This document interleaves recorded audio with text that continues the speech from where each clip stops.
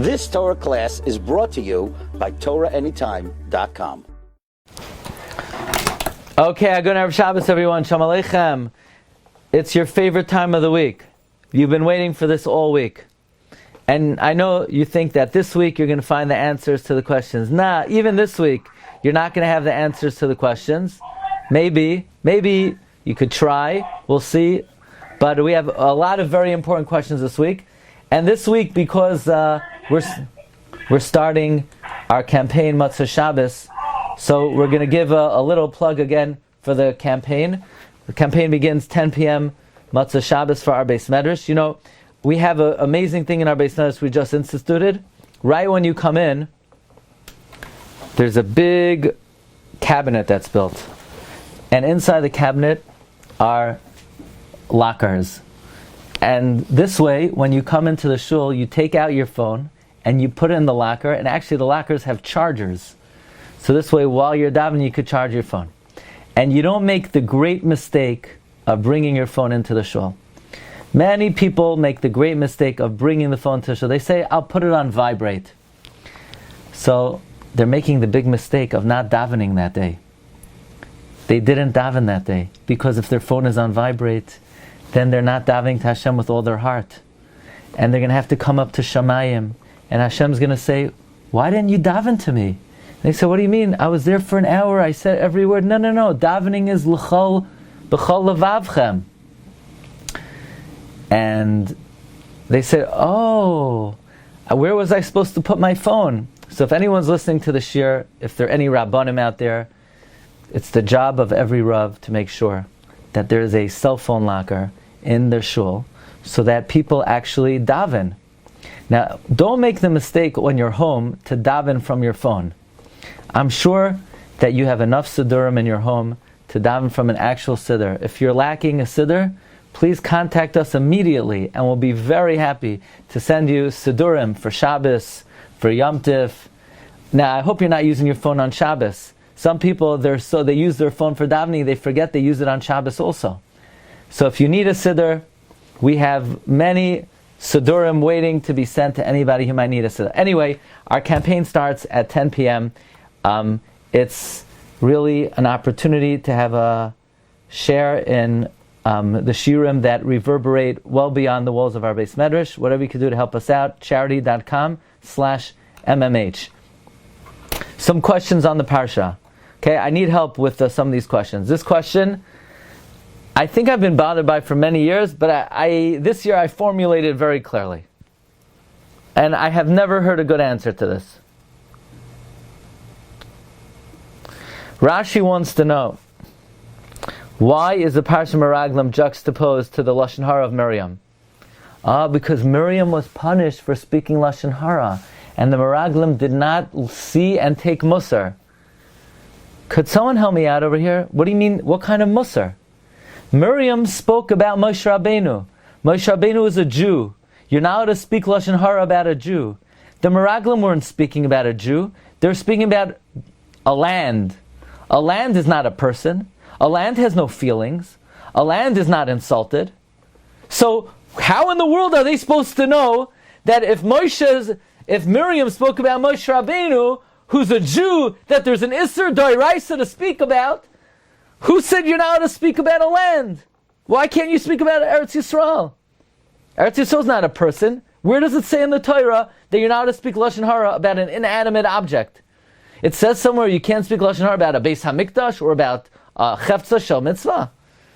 What does Miriam's Lashon Hara got to do with the Meraglim? Could someone please tell me, where is there any source that you can't speak badly about an inanimate object? Where does this come from even? Anyone have any idea? Well, I don't understand Rashi. I don't understand the Chet of the Meraglim B'chlal. What was their Aveira? They spoke about Eretz Yisrael? Where does it say you're not allowed to speak about Eretz Yisrael? Where does it say that that's Lashon Hara? It's Lashon Hara?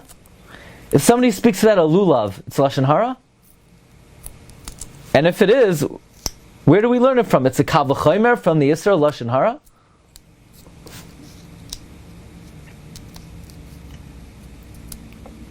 Anybody have any Thoughts on that? I mean, Because I saw in the Sefer from Yisrael Meir Druk that he says, it's a funny lashon. It says, right. It should have said Mikala Adam. Right. He was comparing Moshe to Bnei Ha'adama because just like the Adama doesn't have any feelings. Right. Moshe also doesn't have because he's an Anuv, but yet you still see that it's Lashon Hara, so that's showing the Adama also if you speak on his Lashon Hara.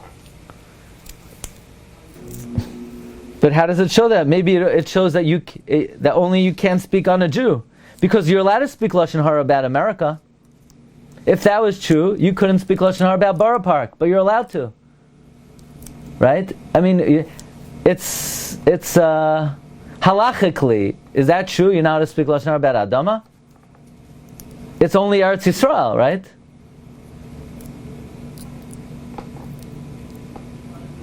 And, okay.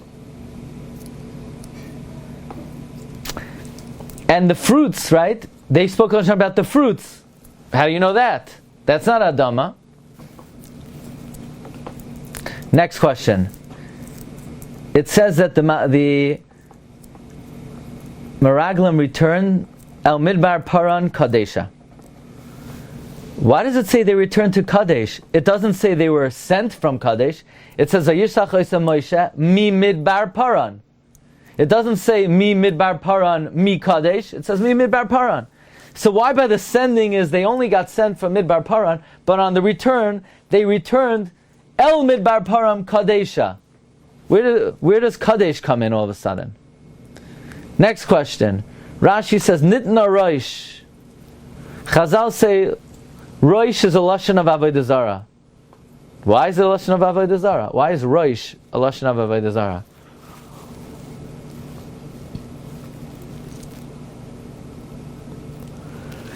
The Meraglim spoke Lashon Hara. What was the reaction of Yoshua and what was the reaction of Moshe? He fell on his face. What was the reaction of Yoshua, Ben Nun, and Kalev? They tore their clothing. Why did they tear their clothing? For what?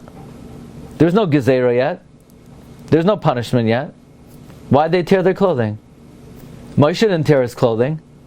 Aaron didn't tear his clothing. So what were they doing by tearing their clothing? So Yehoshua and Kalev,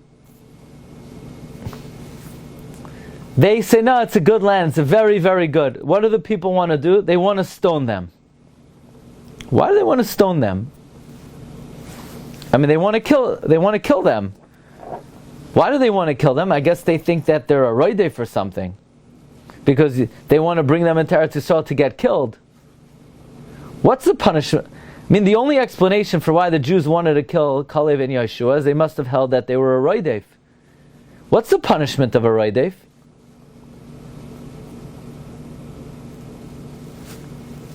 You kill them however you need to kill them. So why did they dafka want to give them skila? Okay. I want to share with you something. You know, Yehoshua, he speaks good. Kalev, the whole time Yeshua is fighting them. Kalev, he's sort of putting on a game, like, yeah, he's with them, and then he, stabs them in the back in the last second. And both Yehoshua and Kalev survive. But Hashem says, Va'avdi Kalev, Eikev Oisruach Acheres Imai. And he followed me. What about Yehoshua?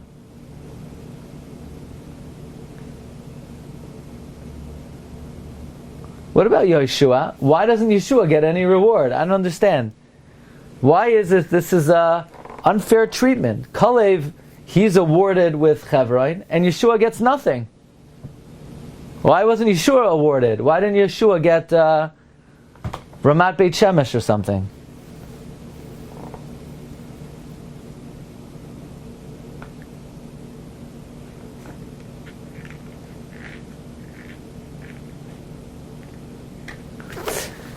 Okay.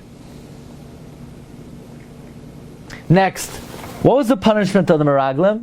Rashi says, Mida Keneged Mida. They sinned with their tongue, so therefore,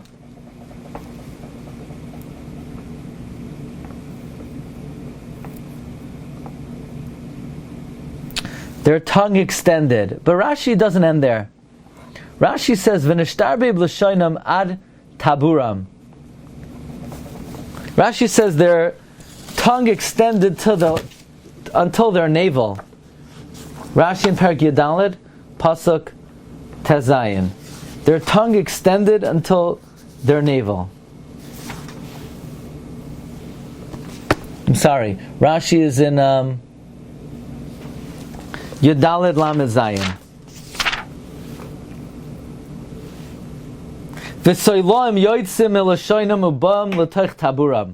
With worms crawling out of their tongue, crawling into their navel. I don't understand what Rashi is saying. Rashi is saying that they were punished with their tongue, midah k'neged midah, because they sinned with their tongue. But what does their navel got to do with anything? Why are there worms crawling out of their tongue into their navel? If they sinned with their tongue, so they should have problems with their tongue. But what does their tabur have to do with anything? Apparently, there's something about the sin of the Meraglim that it wasn't just a sin with their lashon. It was a sin with their entire tabur as well. But that's something to think about. Okay. Few more questions. Now this really belongs with the ha'aros on Parshas Shelach. Vayapilu. You know the Mapilim? The Mapilim were the ones who sort of jumped. They jumped the gun and they ran up to go to Eretz Yisrael, and the Amalekim destroyed them. So Rashi brings on the word Vayapilu, that Vayapilu is a lashon of darkness. Says Rashi, they went in darkness without permission. You know, that's very interesting. Would you say somebody who acts without permission is in darkness? And I have a question. If that's what it means, if Vayapilu is darkness, it should be with an aleph, not an ayin. You don't spell darkness with an ayin, you spell darkness with an aleph. The answer is there's two kinds of darkness. You know, in Lashon HaKodesh, there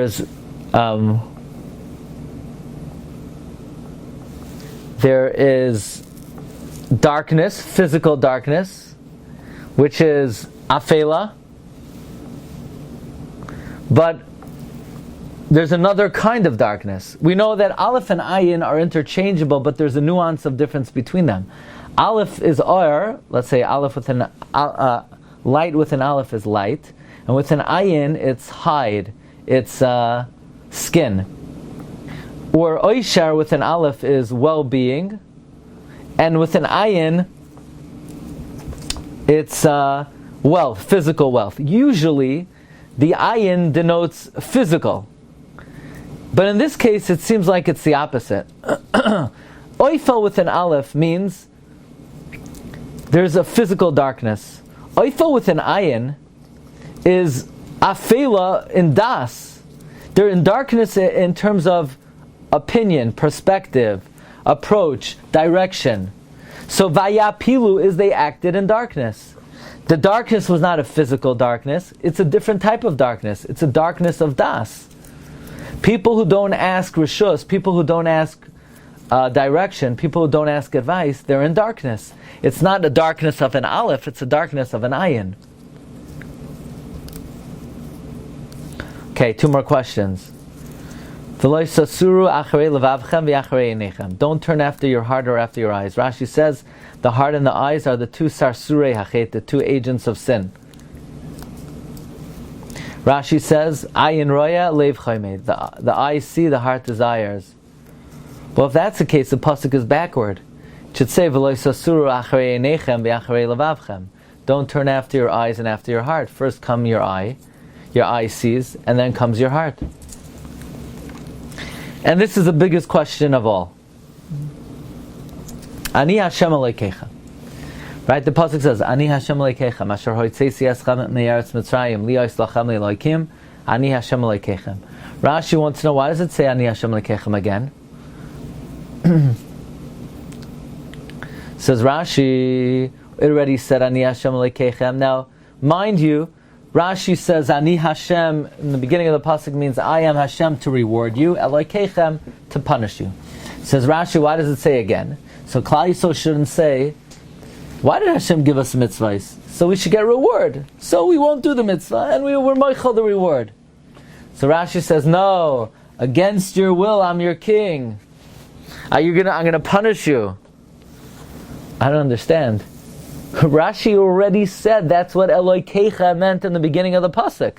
Ani Hashem is reward. Elokeichem is punishment. So then it should. Why do we need to say again Ani Hashem Elokeichem? We already know Hashem punishes. That's how Rashi interpreted the earlier part in the pasuk. Okay, so those are the questions we have on Parshas Shelach, and we're going to go to the Birat Tefillah. You've just experienced another Torah class brought to you by TorahAnytime.com.